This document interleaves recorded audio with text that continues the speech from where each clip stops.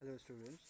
अपन ने जो previous chapter था उसमें क्या पढ़ा था, concept of business risk, human activities का क्लासिफिकेशन, इंडस्ट्रीज़ का क्लासिफिकेशन और बिजनेस का क्लासिफिकेशन पढ़ा था। बिजनेस एक्टिविटीज़ कितने फॉर्म में क्लासिफाइड है, ठीक है, और उनके नेचर्स और उनके कैरेक्टरिस्टिक्स पढ़े थे। अब अपन इस चैप्टर में पढ़ेंगे क्या, forms of business organization. Business organization के कितने फॉर्म्स होते हैं, मतलब कितने तरीके से बिज़नेस किया जा सकता है, और जो ऑर्गेनाइज होता है बिज़नेस का, ऑर्गेनाइजेशन होता है बिज़नेस का, वो कितने टाइप का होता है, ठीक है। सबसे पहला concept of form of business organization. तो सबसे पहले कंसेप्ट पढ़ लेते हैं अपन। Before starting a business unit it is very important for a businessman to decide as to which form of organization will be most suitable and appropriate for him, ठीक है। It is the selection of appropriate form of business that a business achieve success and it goes on making progress day by day. अब यहाँ पे क्या है कि भैया जो भी बिजनेस ऑर्गेनाइजेशन है वो, ठीक है, तो यहाँ पे क्या है कि भैया कोई भी बिजनेसमैन है, कोई भी बिज़नेस को चालू करने से पहले सबसे ज़्यादा इंपॉर्टेंट काम क्या है कि भैया वो किस टाइप के बिज़नेस को स्टार्ट करना चाह रहा है। तो वो अप्रोप्रिएट बिज़नेस को सेलेक्ट करेगा, appropriate form of business organization को सेलेक्ट करेगा, तो क्या होगा, उसका business day by day growth करता चला जाएगा।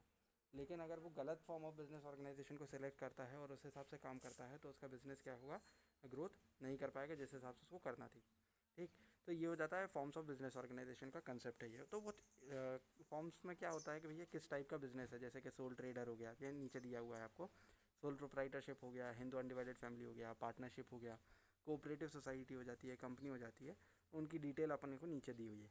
तो सबसे पहला है सोल ट्रेडर या सोल प्रोप्राइटरशिप। अब सोल मतलब क्या होता है, सिंगल, और प्रोप्राइटर मतलब क्या होता है, बिजनेसमैन, ठीक है। जब कोई सिंगल पर्सन, एक इंडिविजुअल पर्सन पूरे बिजनेस को चला रहा है, पूरा बिजनेस उसका है, वो उसको मैनेज कर रहा है और उसको उसी के रिगार्डिंग सारे डिसीजन ले रहा है वो, तो ऐसे बिजनेस ऑर्गेनाइजेशन को अपन क्या बोलते हैं, सोल ट्रेडर बिजनेस ऑर्गेनाइजेशन या सोल प्रोप्राइटरशिप बिजनेस ऑर्गेनाइजेशन, ठीक है। अब देखें इसमें मीनिंग दिया हुआ है इसका। Sole proprietorship is a very old and simple form of business organization. ये तो देखा ही है कि भैया बहुत पुराना फॉर्म ऑफ बिजनेस ऑर्गेनाइजेशन है। काफ़ी समय से छोटे छोटे व्यापारी जो सिंगल इंडिविजुअल काम करते हैं वो सारे सोल ट्रेडर के अंदर आते हैं, ठीक है।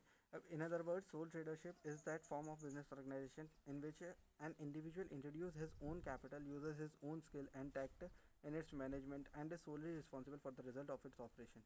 He may himself runs the business or with the help of his employees. तो यहाँ पे क्या है कि भैया सोल ट्रेडर है तो सारा का सारा बिजनेस पैसा जितना भी इन्वेस्ट होगा वो कौन करेगा, एक ही सिंगल पर्सन करेगा जो भी बिज़नेस को चला रहा है, और वो अपनी पूरी टैक्टिक्स को यूज़ करेगा बिज़नेस को मैनेज करने के लिए, ताकि वो ज़्यादा से ज़्यादा ग्रोथ कर सके, ठीक है।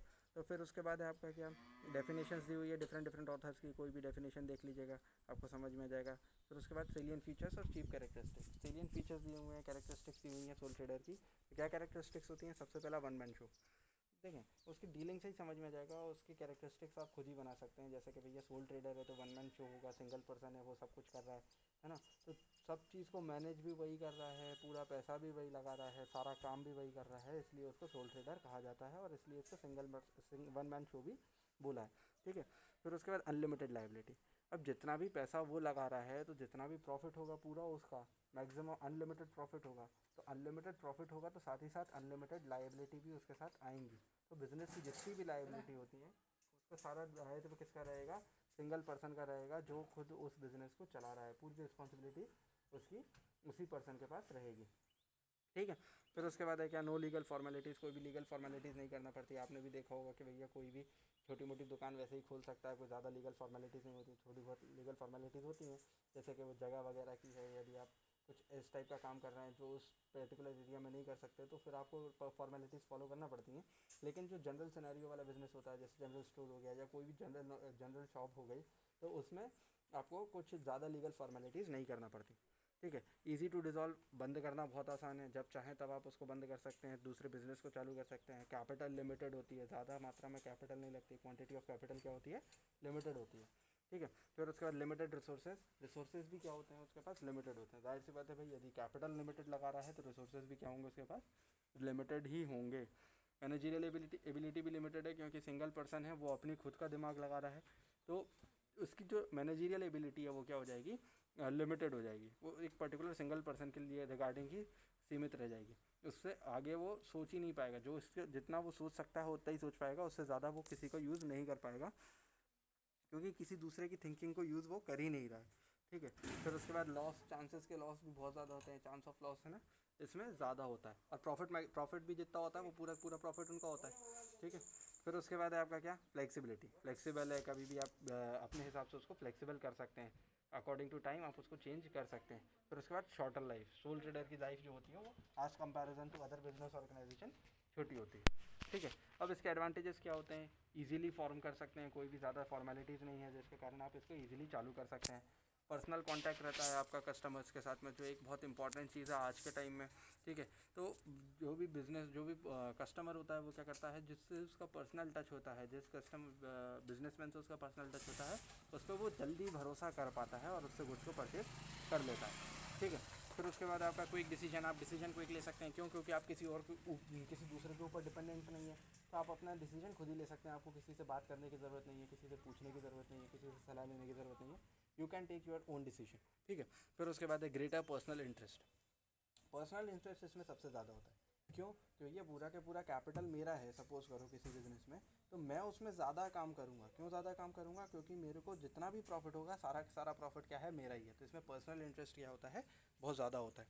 फिर उसके बाद सीक्रेसी मेंटेन रहती है कि भैया मैं अकेला इंडिविजुअल हूँ, तो मैं किसी को कुछ डॉक्यूमेंट दिखा नहीं रहा हूँ, किसी को कुछ भी अपने बिजनेस के सीक्रेट्स बता नहीं रहा हूँ, तो उसका सीक्रेसी का लीक होने के चांसेस बहुत कम होते हैं।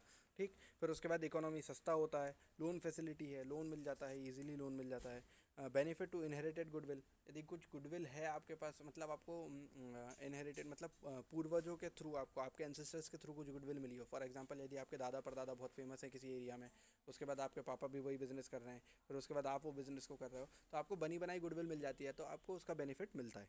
ठीक है। फिर उसके बाद इफेक्टिव मैनेजमेंट, मैनेजमेंट इफेक्टिव होता है, क्योंकि आप अकेले मैनेज कर रहे हो, तो आप थोड़ा किफ़ायती मैनेजमेंट करते हो, थोड़ा जल्दी जल्दी काम करने की कोशिश करते हो।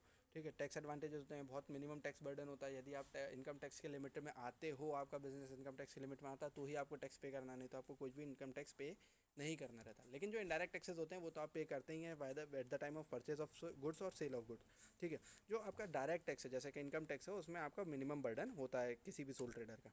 ठीक है। फिर इसके डिसएडवांटेजेस क्या हैं भैया, यदि इसके एडवांटेजेस हैं तो कुछ ना कुछ डिसएडवांटेजेस भी होंगे।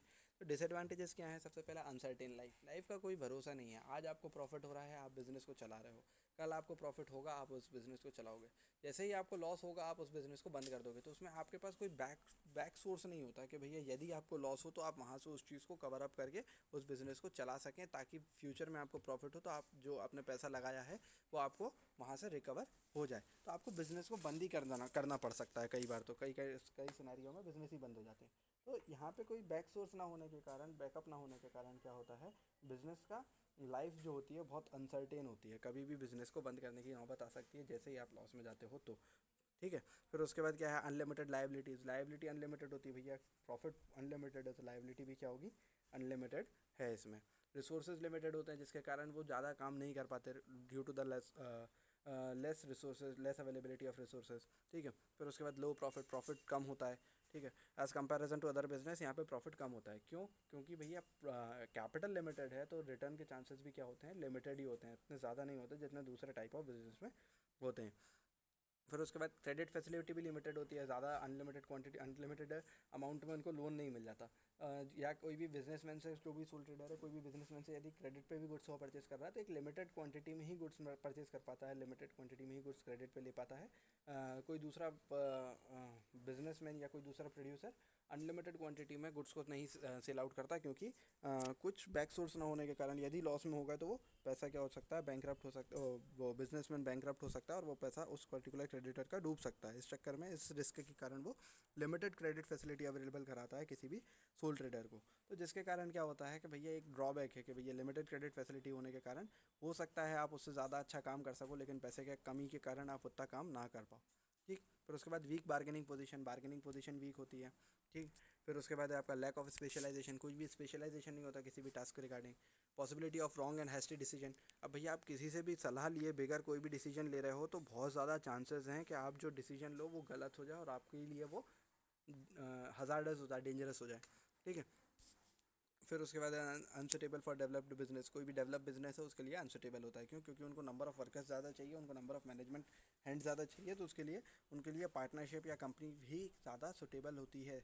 वो उनको नंबर ऑफ़ वर्कर्स ज़्यादा चाहिए, जिसके लिए वो क्या करते हैं, कंपनी या पार्टनरशिप फॉर्म को ऑर्गेनाइज कर लेते हैं, सेटअप कर लेते हैं, ठीक है। फिर उसके बाद अब इसके कुछ लिमिटेशंस हैं, डिसएडवांटेजेस एंड लिमिटेशन लगभग सेम ही होते हैं, वही चीज़ होगी। उसको ही थोड़ा घुमा फिरा के लिख दिया होगा। Absence of effective incentives, incentive absence है, इफेक्टिव इंसेंटिव्स मतलब ज़्यादा इंसेंटिव आपको नहीं मिलता। Absence of modern scientific method, scientific methods use नहीं होती, ट्रेडिशनल मेथड को यूज़ करता चला जाता है सोल ट्रेडर, ठीक है। अनस्टेबल एग्जिस्टेंस, एग्जिस्टेंस अनस्टेबल है, कभी भी आपका बिजनेस बंद हो सकता है, वही अनसर्टेन लाइफ वाला पॉइंट है। सुटेबिलिटी और स्कोप ऑफ सोल ट्रेडर, कहाँ कहाँ सुटेबल है, कहाँ कहाँ पे सोल ट्रेडरशिप हो सकती है, जहाँ पे कैपिटल की रिक्वायरमेंट लिमिटेड हो, ठीक है। तो जो जो उसकी कैरेक्टरिस्टिक्स है ना, वही यहाँ पे सुटेबिलिटी में आ जाएंगी।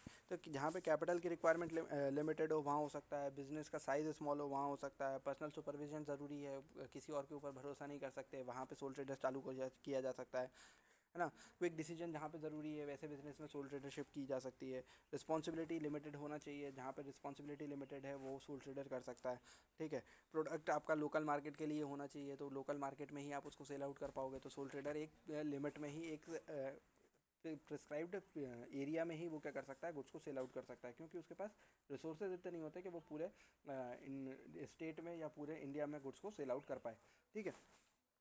तो ऐसे प्रोडक्ट का ऐसा प्रोडक्ट है जो लोकल मार्केट में ही बिक सकता है, तो उसके लिए सोल ट्रेडर सुटेबल होता है, ठीक है। तो ये हो जाती हैं कुछ कैरेक्टरिस्टिक्स जहाँ पे आपका सोल ट्रेडर सुटेबल है। लीगल रिस्ट्रिक्शंस, अब लीगल रिस्ट्रिक्शंस तो भैया जो है वैलिड ट्रेड करें, इंसॉल्वेंसी एक्ट जो लगता है वो लगता ही है सारे बिजनेस पे। कॉन्ट्रेक्चुअल कैपेसिटी होना चाहिए, 18 साल से कम बड़ा होना चाहिए, ठीक है। उसके दिमाग में कुछ ऐसा कुछ ना हो कि भैया उसका साउंड अनसाउंड हो, अनसाउंड माइंड हो, मतलब सही तरीके से सही ठिकाने पे दिमाग ना हो, ऐसे बंदे बिजनेस स्टार्ट नहीं कर सकते। Clearance of local self government, local government से आपको थोड़ी बहुत क्लियरेंस लेना पड़ती है, जैसे अगर सपोज करो पेपरिया में कोई बिजनेस है तो उनको पेपरिया की लोकल गवर्नमेंट जैसे नगर पालिका से कुछ परमिशन लेनी पड़ती हैं। फिर regularity of in payment in taxes, जो भी टैक्सेस हैं उनकी, जितने भी टैक्सेस आपके बन रहे हैं वो टैक्सेस आप रेगुलरली पे करते रहें। इफ़ यू अगर आप देने में किस्त को देने में या टैक्सेस को देने में लेट करते हैं, तो डिले करते हैं, तो हो सकता है आपको उसके ड्रॉबैक्स झेलने पड़ सकें, ठीक है। फिर future of sole tradership in India, future क्या है भैया, इस चीज़ को रीड कर लेना, समझ में आ जाएगा। What is the future of a sole trader in India, ठीक है। फिर उसके बाद क्या है, reason for the survival of sole trading concern, क्यों सर्वाइव कर पाया है अभी तक में। अपन ने देखा कि भैया इसके जितने एडवांटेजेस होते हैं डिसएडवांटेजेस भी हैं, तो ये आज के टाइम में सर्वाइव कैसे कर रहे हैं, तो कैसे सर्वाइव कर रहा है कि भैया कुछ रीजंस हैं। सबसे पहला इंडिविजुअल टेस्ट है। इंडिविजुअल टेस्ट तो क्या है भैया, जो भी large organization cannot pay close attention to the individual taste like dislikes of the buyers, but a sole trader can render direct and personal services to the buyer. यही तो एक जो अपन ने कैरेक्टरिस्टिक पढ़ी थी, तो वहीं से उसी से अपने को पता चल जाएगा कि भैया ये कैसे कैसे सर्वाइव कर पा रहा है। सबसे पहला तो उस कैरेक्टरिस्टिक थी पर्सनल टच की, ठीक है। तो अब यहाँ पे क्या है कि जो भी कंपनी है वो likes and dislikes of a customer नहीं जान पाती, क्योंकि वो उस लेवल पे उस कस्टमर से मिल ही नहीं पाती जिस जहाँ पे वो उसका एंड प्रोडक्ट बिक रहा है, ठीक है। लेकिन जो सोल ट्रेडर है वो क्या कर सकता है, कस्टमर को easily likes and dislike customer की जान सकता है और उनको डायरेक्टली सर्विस रेंडर कर सकता है, क्योंकि वो बहुत छोटे स्केल पे काम कर रहा होता है, तो कस्टमर को वो डायरेक्टली सर्विस प्रोवाइड कर सकता है, ठीक है। तो ये हो जाएगा आपका क्या, कि इसलिए एक ये रीज़न है जिसके कारण सोल ट्रेडर अभी तक सर्वाइव कर पाया है। या चेंजिंग फैशन, फैशन चेंज हो रहा है, उसकी नॉलेज सबसे पहले किसको होती है, सोल ट्रेडर को होती है। सोल ट्रेडर को नॉलेज होने के कारण क्या होता है, आपका बिजनेस सर्वाइव तो वो उस हिसाब से क्या करता है, चेंज कर लेता है फैशन को, उस हिसाब से गुड्स को सेल आउट करना चालू कर देता है जो ट्रेंड में होते हैं, तो वो सर्वाइव कर पाता है, ठीक है। नेचर ऑफ मार्केट, मार्केट का नेचर किस तरीके का है, ठीक है। जैसे कि भैया if the business has to be carried on in the limited or local market, this form is the most convenient one, ठीक है। यदि आपका जो बिज़नेस करने का नेचर है वो क्या है, आपका लोकल बिज़नेस है, आपका ऐसा कोई बिज़नेस है जो लोकल एरिया में ही आपको सेल आउट करना है, तो उसके लिए सबसे कन्वीनियंट सोर्स, आपका कन्वीनियंट वे ऑफ बिज़नेस क्या होता है, कन्वीनियंट फॉर्म ऑफ बिज़नेस क्या होता है, आपका सोल ट्रेडर, ठीक है। फिर उसके बाद क्या है आपका स्टैंडर्डाइज्ड कंपोनेंट, कंपोनेंट स्टैंडर्डाइज होते हैं, होमोजीनियस होते हैं। न्यू पावर रिसोर्सेज, है ना। The invention of the steam boiler killed the small industries, but with the invention of the hydro electricity and diesel engine the production can be undertaken on a small scale with a smaller amount of capital. तो new power sources आने के कारण भी क्या है, आपका business survive कर पाता है। क्यों, क्योंकि भैया जहाँ पे कैपिटल रिक्वायरमेंट, कैपिटल बहुत लिमिटेड है, तो वहाँ पे क्या होना है, कॉस्ट ऑफ प्रोडक्शन या कॉस्ट ऑफ बिजनेस बहुत कम होना चाहिए। तो अब वो कैसे हो पाएगा, जब आपके रिसोर्सेज आपके चेंज होते रहेंगे, आपने रिसोर्सेज अपने आप में एडवांस होते चले जाएंगे, तो कॉस्ट क्या होती है, कॉस्ट कटिंग होती चली जाएगी, तो प्रॉफिट एज इट इज़ बना रहेगा। तो वो थोड़े बहुत कुछ हद तक के बड़े बिजनेस के साथ कम्पीट कर पाते हैं और सर्वाइव कर पाते हैं, ठीक है। फिर उसके बाद है आपका क्या, social importance of soul trader, क्या सोशल इंपॉर्टेंस है भैया? वो एम्प्लॉयमेंट अपॉर्चुनिटी प्रोवाइड करते हैं। जितने भी सोल ट्रेडर हैं, आपने देखा होगा जितने भी छोटे छोटे दुकानदार हैं, हर दुकान पे एक या दो बंदे खड़े रहते हैं, एक या दो कर्मचारी ऑलमोस्ट रहते ही हैं। तो वो क्या कर रहे हैं भैया? जो बेरोजगार हैं उनको एम्प्लॉयमेंट अपॉर्चुनिटी प्रोवाइड करते हैं। सबसे ज़्यादा एम्प्लॉयमेंट अपॉर्चुनिटी इंडिया में सोल ट्रेडर ही प्रोवाइड करते हैं, ठीक है। स्मॉल कैपिटल, कैपिटल की रिक्वायरमेंट बहुत स्मॉल होती है, रिस्क कम होता है, equal distribution of income, income जो होती है वो इक्वली डिस्ट्रीब्यूट हो जाती है, मतलब अपने खर्चे उनके इक्वली मैनेज हो जाते हैं, तो उनको ज़्यादा टेंशन नहीं लेना पड़ती। Act as a trading centre, trading centre की तरीके से काम करते हैं जो सोल ट्रेडर होते हैं, ठीक है। फिर उसके बाद promotes independent living, independent living को प्रमोट करते हैं, आत्मनिर्भरता को वो प्रमोट करते हैं। Develop social virtues, social society के जो वर्च्यूज़ हैं, आपके जो इनिशिएटिव्स हैं, पावर्स हैं, उसको क्या करते हैं? डेवलप करते हैं, ठीक है। फिर उसके बाद वन मैन कंट्रोल, अब वही soul trader, one man control. One man control ये क्या है कि सिंगल पर्सन जब पूरा का पूरा बिजनेस चला रहा होता है तो उसको बोलते हैं वन मैन कंट्रोल। तो उसी के हिसाब से कुछ तर्क वितर्क किए गए हैं कि क्या ये अच्छा है कि नहीं है, ठीक है। तो इस चीज़ को रीड करेंगे तो आपको समझ में आ जाएगा is one man control is best और नॉट। जो ईजी फॉर्मेशन है भाई, फॉर्म करना ईजी है, बेस्ट की कंडीशन में बताया उन्होंने। इफेक्टिव कंट्रोल, कंट्रोल इफेक्टिव है। एफर्ट्स डिवाइडेड लिंक्ड है, जितना आप एफर्ट लगाएंगे उतना ज़्यादा आपको रिवॉर्ड मिलेगा, ठीक है। सीक्रेसी मेंटेन होती है। कॉन्टैक्ट विद कस्टमर, कस्टमर के साथ आपका पर्सनल कॉन्टैक्ट होता है। लीगल रेस्ट्रिक्शंस नहीं होती, और जितना भी प्रॉफिट है वो आपका है। सोशल डिज़ायरेबिलिटी, आप सोसाइटी की डिज़ायर्स को फुलफिल करते हैं। तो ये सब चीज़ें हैं कि जो सोल ट्रेडर के फेवर में जाते हैं। बट कुछ उसके अगेंस्ट भी जाते हैं, जैसे फंड बहुत लिमिटेड होता है जिसके कारण आप सही तरीके से काम नहीं कर पाते। लिमिटेड मैनेजरियल एबिलिटी, आपकी एबिलिटी इतनी ज़्यादा नहीं होती मैनेजरियल एबिलिटी, तो आप ज़्यादा, क्योंकि आप ज़्यादा पर्सन की मैनेजरियल एबिलिटी को यूटिलाइज नहीं कर रहे हैं, ठीक है। पॉसिबिलिटी ऑफ रॉन्ग डिसीजन लेने के चांसेस होते हैं। Non availability of economic of scale, ठीक है। फिर उसके बाद loss due to the absence, absence के कारण आपको लॉस हो सकता है। यदि आप कहीं चले जाते हैं तो उस टाइम पे आपको लॉस हो जाए, ठीक है। अब दुकान तो बंद है, दुकान बंद है तो आपका बिजनेस होगा नहीं, बिजनेस होगा नहीं तो लॉस हो जाएगा। क्यों? क्योंकि आपके पास कोई दूसरा व्यक्ति तो है ही नहीं जो बिज़नेस को चला सके, क्योंकि आप तो एक अकेले ट्रेडर हो उस बिज़नेस में, ठीक है। फिर आर्ग्यूमेंट इन फेवर ऑफ, उनके फेवर में कुछ आर्ग्यूमेंट है, उनके अगेंस्ट में कुछ आर्ग्यूमेंट हैं, तो इस चीज़ को रीड कर लेना, समझ में आ जाएगा आपको, ठीक है। बहुत ईजी चीज़ है। अब नेक्स्ट वीडियो में अपन देखेंगे हिंदू अनडिवाइडेड फैमिली, ठीक है। जो second form of business organization है वो क्या है? Hindu undivided family. तो उसको अपन नेक्स्ट वीडियो में स्टडी करेंगे, ठीक है। बाय।